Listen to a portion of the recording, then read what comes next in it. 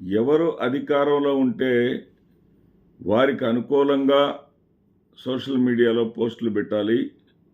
వాళ్ళకి వ్యతిరేకంగా పోస్టులు పెడితే వాళ్ళ మీద శిక్షలు ఉంటాయి. ఈ విధంగా పరిస్థితి కొనసాగుతూ ఉంది. దీనికి ఏ ప్రభుత్వం అతీతం కాదు.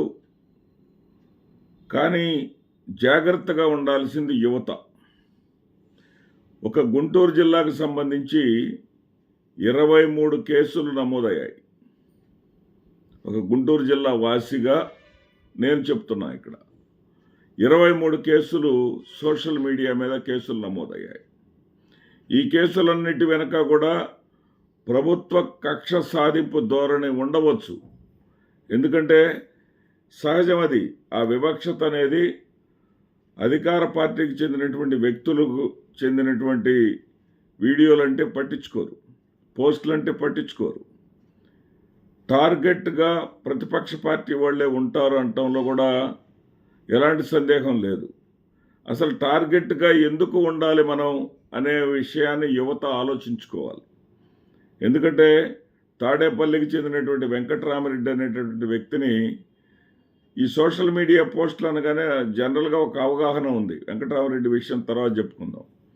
ఏంటంటే 41 నోటీసులు ఇచ్చి వదిలేస్తారు. ఒకసారి నోటీసు వచ్చిన తర్వాత మనం జాగ్రత్తగా ఉంటే సరిపోద్దులే అనే అభిప్రాయం కొంతమందిలో ఉంది. కానీ అది కాదు. ఇక్కడ 41 నోటీసులు ఇచ్చి వదిలేయటం కాదు అని వెంకటరామరెడ్డిని 14 రోజులు రిమాండ్కి పంపటం ద్వారా రుజువు చేశారు. అదేవిధంగా పోలు రాజశేఖర్ రెడ్డి అనేటటువంటి వ్యక్తి ఏదో చంద్రబాబు నాయుడు గారికో పవన్ కళ్యాణ్ గారికో వ్యతిరేకంగా పోస్టులు పెట్టారని చెప్పేసి అతన్ని అంబటి రాంబాబు గారి ఇంటి నుంచి తీసుకెళ్లి అరెస్ట్ చేసినటువంటి విషయాన్ని మనం గమనించాం. అందుకని ఇక్కడ మీరు గుర్తుంచుకోవాల్సినటువంటి విషయం ఏంటంటే ముఖ్యంగా యువత గుర్తుంచుకోవాల్సినటువంటి అంశాలు ఏంటంటే మీ యొక్క భవిష్యత్తు మీద ఖచ్చితంగా దీని ప్రభావం పడుతుంది. మీరు ఎవరైనా విదేశాలకు వెళ్ళి చదువుకోవాలనుకోండి, పోలీస్ డిపార్ట్మెంట్ మీకు ఎన్ఓసి ఇవ్వాల్సి వస్తుంది. ఎన్ఓసి ఇవ్వాల్సి వచ్చేటప్పుడు మీ మీద ఏమన్నా కేసులు ఉన్నాయా, మీ మీద ఏమైనా ఎఫ్ఐఆర్ నమోదయ్యిందా అని చెప్పేసి చెక్ చేస్తారు. ఏ విధమైనటువంటి కేసులు లేనప్పుడు మాత్రమే మీరు విదేశాల్లో చదువుకోవడానికి కానీ విదేశీ పర్యటన కానీ అర్హులవుతారు. కాబట్టి మీ భవిష్యత్తుకి గొడ్డలు పెట్టులాగా ఉంటుంది. కాబట్టి సోషల్ మీడియాని ఇన్ఫర్మేటివ్గా, ఎడ్యుకేటివ్గా అతి జాగ్రత్తగా దానిని వినియోగించుకోండి.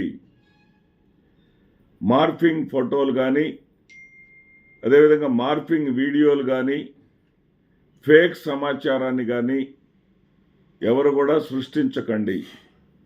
సృష్టించినటువంటి సమాచారం ఎవరో సృష్టించినటువంటి సమాచారాన్ని మీరు ఫార్వర్డ్ చేయకండి. అదేవిధంగా ఫేక్ సమాచారమో లేదా మార్ఫింగ్ వీడియోనో మీకు నచ్చిన వెంటనే లైక్ పెడతారు. లైక్ పెట్టినా కానీ మీకు ప్రమాదమే. లైక్ పెట్టిన ఎందుకంటే ఒకసారి పోలీసు వాళ్ళు ఆ పోస్టును పరిశీలించిన తర్వాత ఆ కింద ఎవరెవరు లైకులు పెట్టారు, ఎవరెవరు ఏం కామెంట్స్ పెట్టారు అనేవి కూడా చూస్తారు.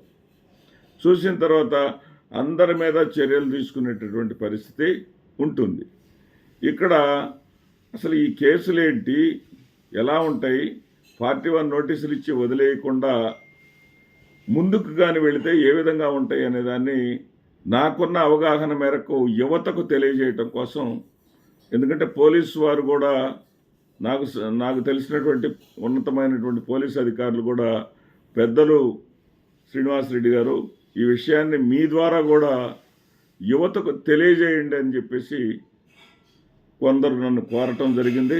అందుకోసం ప్రత్యేకించి ఈ వీడియో చేస్తున్నాను. ఇక్కడ సహజంగా పెద్ద నేరం ఏంటయ్యా అంటే ఫేక్ సమాచారాన్ని పంపటం, స్ప్రెడ్ చేయటం, వ్యాప్తి చేయటం, వైరల్ చేయటం. రెండవది మార్ఫింగ్ ఫోటోలతోటి ఈ యొక్క పోస్టులు పెట్టడం. ఈ రెండు ప్రధానమైనటువంటి నేరాలు. ఇక్కడ బిఎన్ఎస్ అనేది ఒకటి ఉంది, భారత న్యాయ సంహిత అంటారు. ఈ భారత న్యాయ సంహిత ప్రకారం చట్టాలని తయారు చేస్తారు. ఈ చట్టాలు తయారు చేసేటటువంటిది ఏమేమి యాక్ట్స్ ఎలా ఉంటాయో ఒకసారి మనం చూద్దాం. ఐటీ సైబర్ నేరాల చట్టాలు అనేవి ఎలా ఉంటాయంటే, వ్యక్తిత్వ హననానికి పాల్పడినప్పుడు, అంటే ఫేక్ పోస్టింగ్లు పెట్టి వ్యక్తిత్వ హననానికి పాల్పడినప్పుడు 67 ఆఫ్ ఐటీ యాక్ట్ కింద 3 సంవత్సరాల జైలు శిక్ష, 5 లక్షల రూపాయల జరిమానా విధించేటటువంటి అవకాశం ఉంది. అంటే వ్యక్తిత్వ హననం, అతను ఎదుటి వ్యక్తిని అన్యాయంగా అసభ్యంగా దూషిస్తూ అతని హననాన్ని పాల్పడితే పడేటటువంటి శిక్ష. అదేవిధంగా ప్రముఖ వ్యక్తుల పేర్లతోటి పోస్టులు తయారు చేస్తూ ఉంటారు కొంతమంది. ఆ పోస్టులు తయారు చేసేటప్పుడు దాన్ని ఇంపర్షన్ కింద తీసుకుంటారు.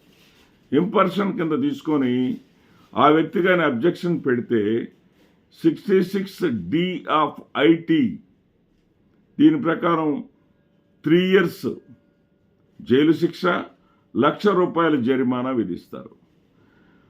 జగుత్సాకరమైనటువంటి అసభ్యకరమైనటువంటి వీడియోలు వ్యాప్తి చేస్తే దానిని ఎలక్ట్రానిక్ ఎవిడెన్స్గా పరిగణించి, ఇది భారత న్యాయ సంహిత చట్టం ప్రకారం, భారత న్యాయ సంహిత 353(2) అనేటటువంటి యాక్ట్ ప్రకారం కేసు నమోదు చేస్తారు. అట్లాగే అసభ్యకరమైనటువంటి పోస్టులను క్రియేట్ చేస్తారు కొంతమంది. అసభ్యకరమైనటువంటి పోస్టులు కానీ క్రియేట్ చేస్తే 67 యాక్ట్ ఆఫ్ ఐటీ కింద కేసు నమోదు చేసి, ఇది కానీ నేరంగానే రుజువైతే 5 ఏళ్ల జైలు శిక్ష, 10 లక్షల జరిమానా పడుతుంది. అదేవిధంగా తప్పుడు డాక్యుమెంట్స్ సృష్టించి ఎదుటి వ్యక్తి యొక్క పరువుకి కానీ భంగం కలిగిస్తే ఆ వ్యక్తి దేని మీద కేసు పెడతారంటే 336(4) సెక్షన్ ప్రకారం కేసు పెడితే ఆ కేసు కానీ రుజువైతే శిక్ష పడుతుంది.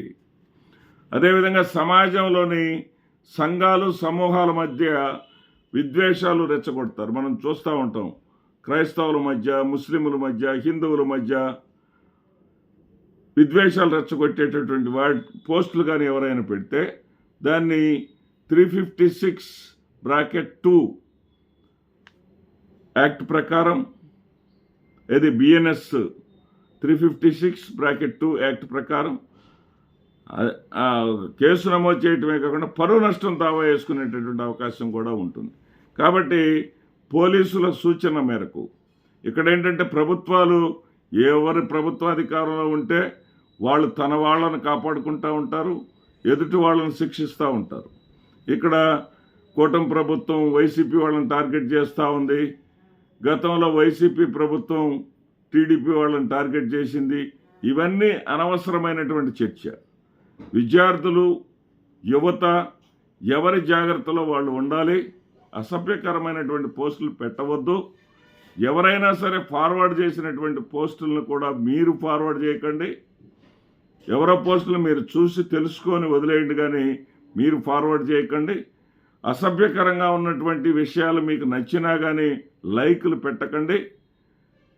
ఈ యొక్క సోషల్ మీడియా పోస్టులు కేవలం 41 నోటీసులు ఇచ్చి వదిలిపెట్టడమే కాదు, చర్యలు తీసుకునేటటువంటి అవకాశాలు ఉన్నాయి. ఈ చట్టాల గురించి ఇప్పుడే వివరించడం జరిగింది.